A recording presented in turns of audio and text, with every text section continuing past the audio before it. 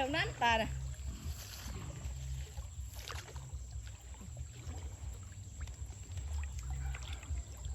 มันท่านจะมีอะไรปลา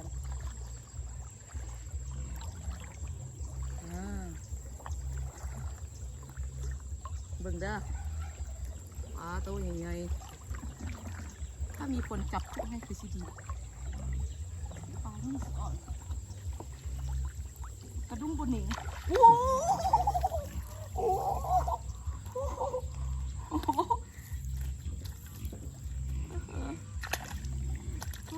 กระดุมสิขาดอ่ะถ้าว่าถืออันปลาใหญ่นี่กระดุมขาดเลย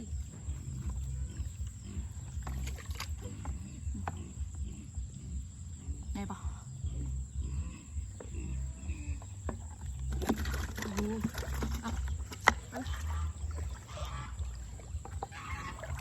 เริ่มน้อยเลย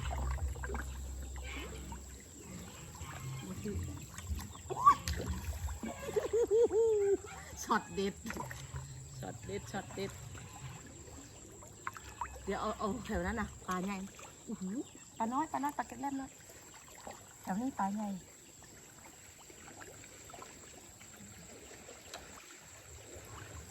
ถึงปลาใหญ่แล้วเมื่อกี้มันออกพี่เอาก้อนมาใกล้ๆเอาปลาใหญ่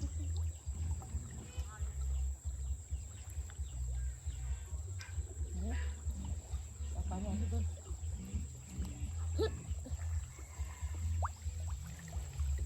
ทำไมไม่ดีมันตัวกูนี่มีขอนไม้ไปวางนี่แถวนี้มันยั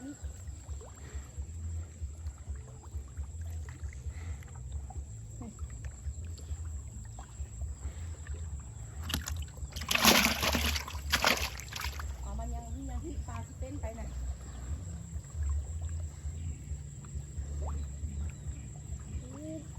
แต่นี่มีปลาใหญ่แถวนี้ถึงปลาใหญ่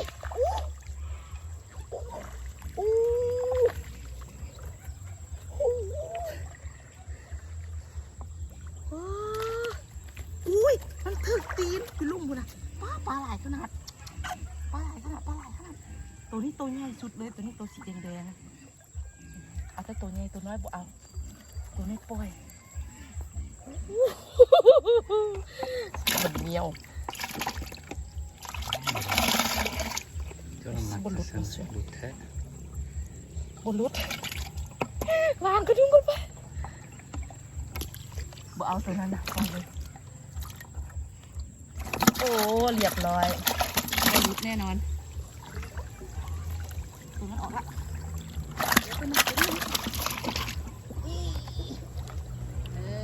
แถวนี้ได้ปลาใหญ่แหละ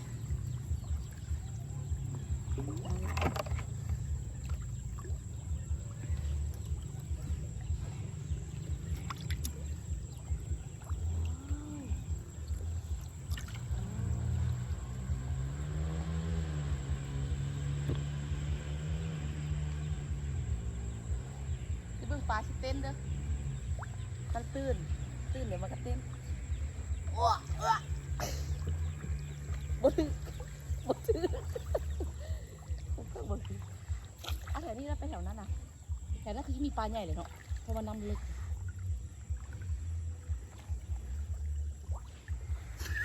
นางงามลงหนอง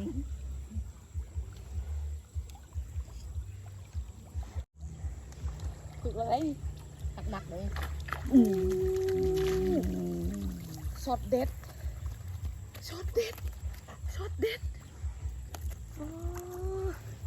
เยอะแต่ตัวใหญ่ตัวน้อยเขาเอาตัวใหญ่เปิดได้ละว่าเอาค่อยปล่อยเลือกปล่อยอ่ะเนาะไปก่อน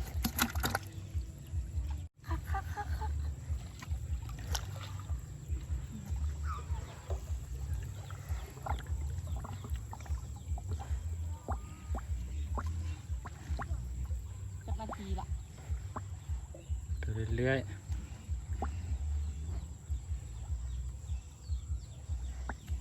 มาเบิ่งลูกนี้พ่อแม่พี่น้อง เบิ่งช็อตนี้ตัวใหญ่แท้บัดนี้น้ำทุ่นๆเลยพูดถือว่ะแถวนี้ค่ะแถวนี้ถือแหละ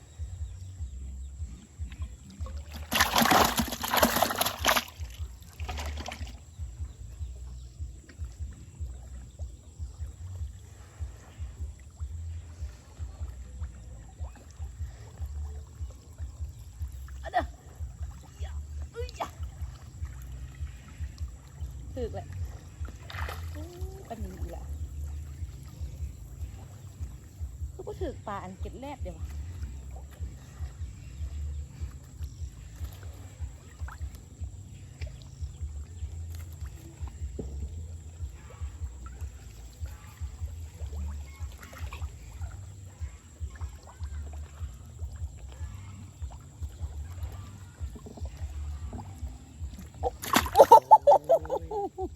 เย้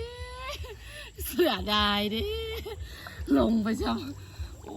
อะไรมาสิ้นรถถึงที่เลย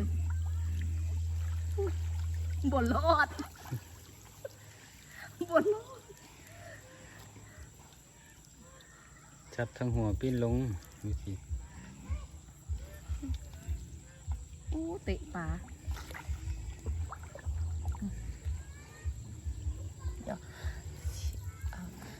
เดี๋ยวสิจับนี่มันดี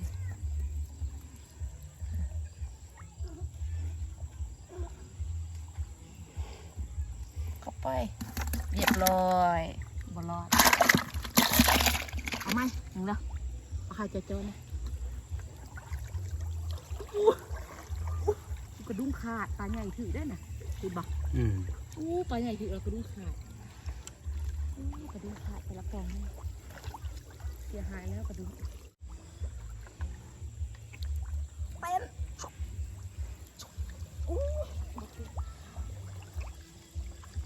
นี่โอ้โหลอยลง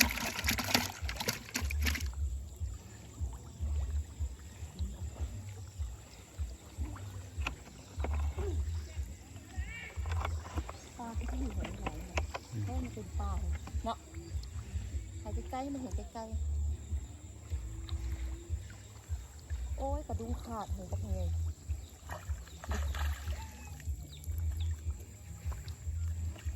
โอ้กระดุมขาดพุ่นน่ะกระดุมมุดเบิดปลาต่ำปลาใหญ่นะ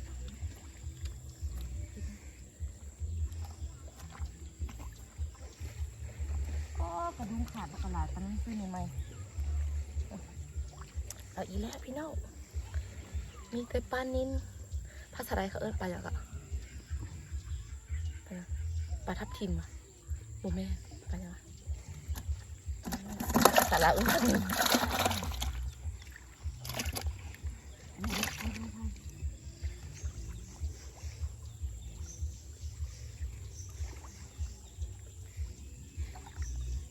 ใกล้ๆเนี่ยมันชื่อได้ตึงไหนกันกูนะกระดุมหนึ่งนะป้ากระดุมนะเ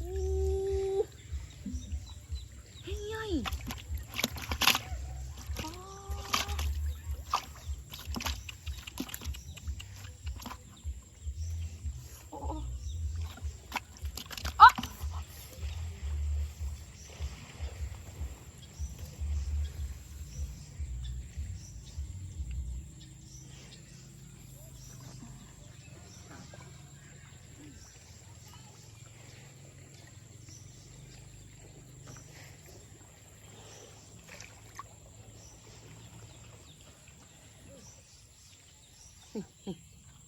ตัวใหญ่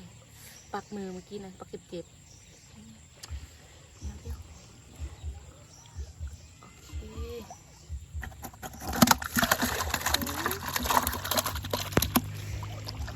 เอาบัตรนี่ยังเบิ้ล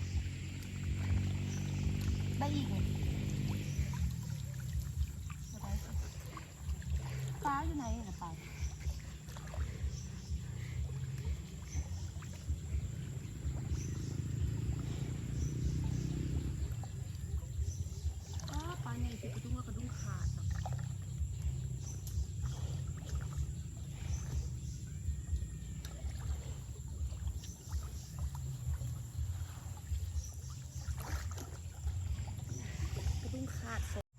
ทั้งกลับไปพุ่นอู้ กระดุมหนักขาดกระดุมได้แต่ปลานิลปลาที่ตัวเองรักเขาปลาตัวนี้นาข้าวค่ะ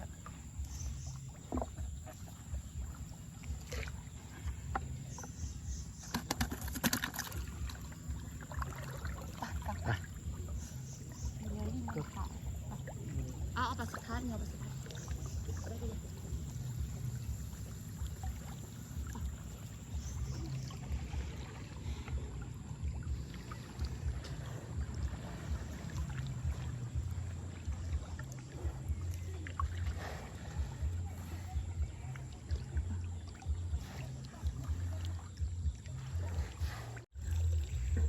คลิปนี้ก็สิได้ลาไปเท่านี้แล้วเด้อสบายดีคลิปหน้าพอกันไหมอย่าลืมกดเข้าไปใน YouTube ติดตามช่องสาวลาวพากินเด้อเป็นภาษาไทยเด้อกดเป็นภาษาไทยเด้อภาษาไทยแล้วมันก็สิออกมาสาวลาวพากินกดกระดิ่งกดแชร์กดไลค์ให้ดีเด้อก็เป็นกำลังใจให้ถ่ายคลิปต่อๆไป โอ้ตอนสุดท้ายก็ยังถึก